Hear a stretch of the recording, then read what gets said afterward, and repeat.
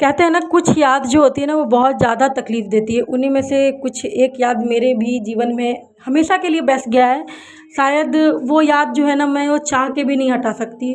तो वो याद ये है कि मेरी जो सासू माँ थी मेरे लिए, वो मेरे लिए बहुत ही एक इम्पोर्टेंट हिस्सा थी मेरे जीवन का। और वो आज हमारे बीच में नहीं है अब।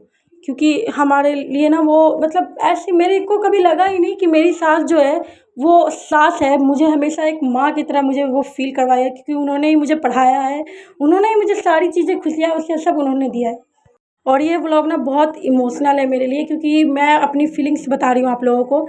तो वैसा कुछ रिश्ता है मेरे लिए। और कल मेरी सास की बरसी है, तो उनका ना मेरे साथ बहुत ही एक इमोशनल अटैचमेंट था हमारे और उनके बीच में, जो वो अब हमारे बीच में नहीं है। उनको कुछ प्रॉब्लम थी, इस वजह से वो अब इस दुनिया से भगवान के पास चली गई। लेकिन बट हाँ, ये है कि जब भी मुझे उनकी याद आती है ना तो बहुत इमोशनल टाइम होता है हमारे लिए। तो कल उनका बरसी है, तो ये मेरी सासू माँ, मुझे आज तक कभी फ़ील ही नहीं हुआ कि ये मेरी माँ नहीं है। वो मुझसे ना बेटी की तरह मतलब फ़ीलिंग आता है। तो इसी के साथ करती हूँ व्लॉग को एंड। Thank you.